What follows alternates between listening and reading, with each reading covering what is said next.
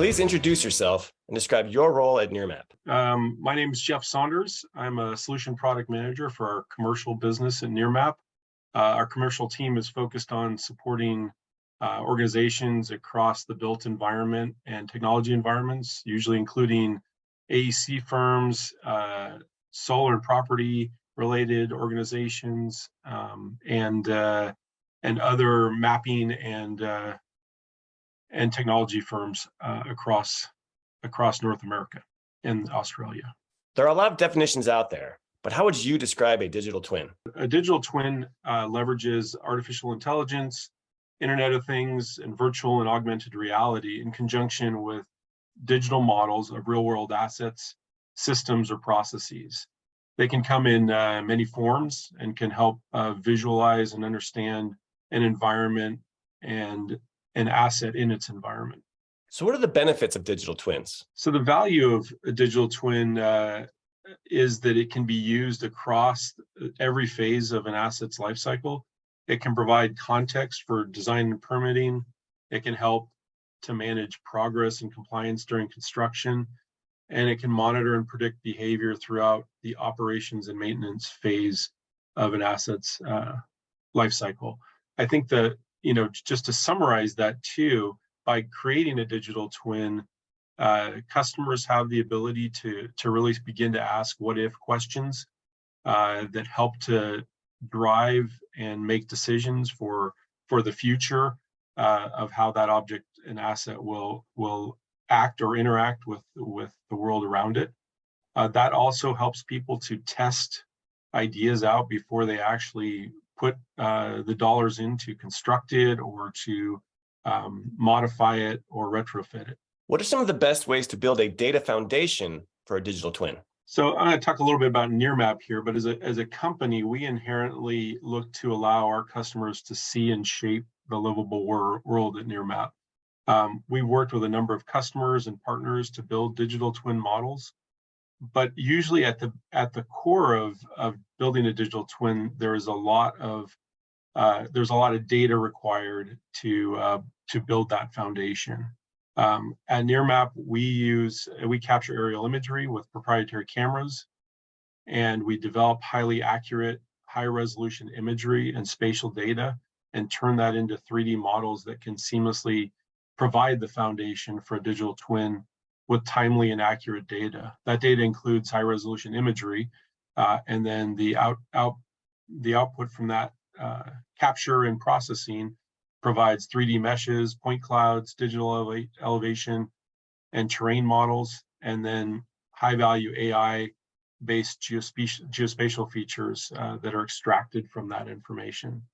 And perhaps maybe the greatest value from Nearmap is also helping to provide this data at a massive scale that can accommodate nearly any project. And it's continuously updated so that information can continue to evolve as the environment changes. Is the data foundation an overlooked element of digital twins? Not necessarily. I wouldn't say overlooked, but because it requires a lot of input data and a lot of the tools out there that are used to create digital twins assume certain data inputs, it's sometimes overlooked in the sense that the level of effort to create and compile and aggregate all of that information is not always the first thing that people think about when they're considering building a digital twin. And that's really where a lot of the content that Nearmap is able to provide can be extremely beneficial to building and supporting the construction of the digital twin foundation. What are some common misconceptions of digital twins? I think one misconception could be that the digital twin can only take one form, and that it really has one form that can then be used for a number of purposes. I think in reality, digital twins can take on a number of different forms depending on the types of questions and what if scenarios that organizations are trying to answer or trying to solve. So by thinking of what the end goal or what the question is that's trying to be solved and resolved through a digital twin process, it's really important that that's considered first, to identify what details, what information is really needed to answer the questions in the end from that digital twin. Can you cite some examples of effective digital twins that relied on aerial imagery? What are some common use cases? Let me start with some common use cases. So a number of our customers today are looking at digital twins as a way on the AEC side, AEC service provider side, to propose, win, conceptualize, and plan new infrastructure projects. And they do that by helping stakeholders visualize the existing conditions and even immersing them in the digital world to allow them to experience projects before moving forward with design and construction. Some other use cases, really looking at understanding and coordinating asset management projects at airports or campuses, where they are continually looking to grow, expand, and retrofit existing facilities. We've seen telco providers build digital twins in order to enhance some of their design concepts and planning for 5G networks as they're looking at line of sight capabilities. We know that cities and private-public partnership organizations are looking to better understand urban mobility and how the future of cities and urban environments can benefit by assessing shared ride, autonomous vehicles, and public transit alternatives, and how that will play out in those environments. And this provides, again, a way to experience before building or test what if scenarios. We've also seen it used for reviewing logistics for large events and event planning, as well as public safety and emergency management planning, and to coordinate construction logistics and planning exercises. So those are a handful of use cases where digital twins have been really useful for some of our customers. How can Nearmap help develop digital twins, from foundational data to the lifetime maintenance? So Nearmap's foundational data, the high resolution imagery and the 3D mesh point clouds, digital elevation models, and feature extraction through AI can provide that core foundational information for building a digital twin.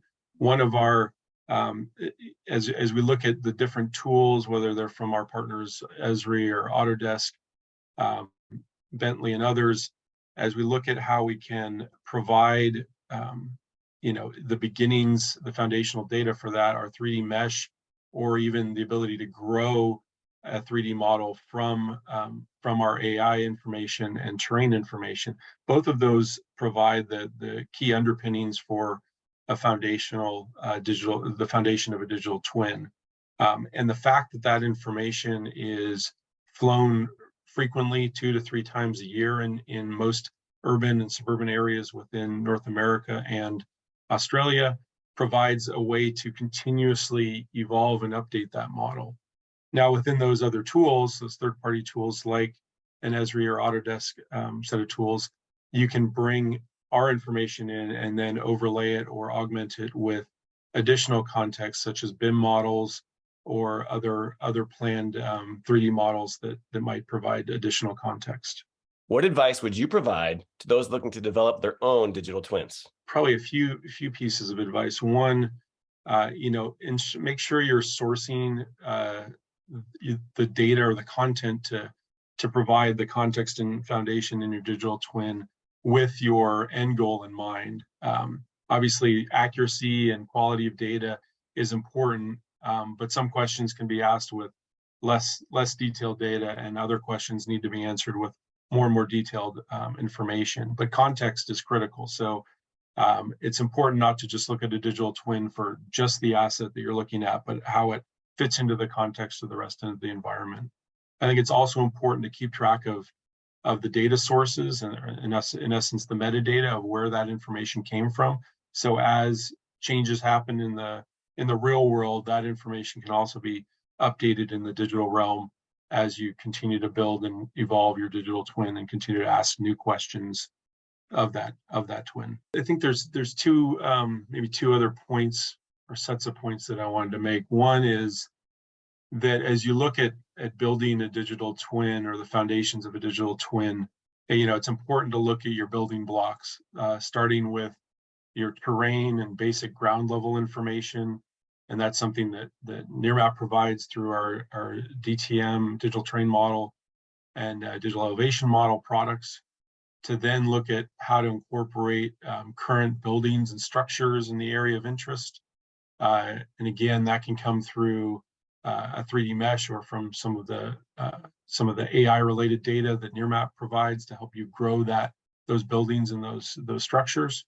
And then last but not least, to look at how and build out the current infrastructure, including transportation networks and utility networks, that may help to address and influence some of your decisions and how you ask some of your questions within your digital twin. The benefits of a digital twin include improved monitoring, concept testing, risk reduction, and return on investment. And that latter is really especially important when, as we're continue to see margins being squeezed and input prices are changing. So material costs are rising, labor shortages continue, and supply chain delays remain persistent. And all these issues really support the increasing value of building digital twins at the beginning and throughout the life cycle of your assets.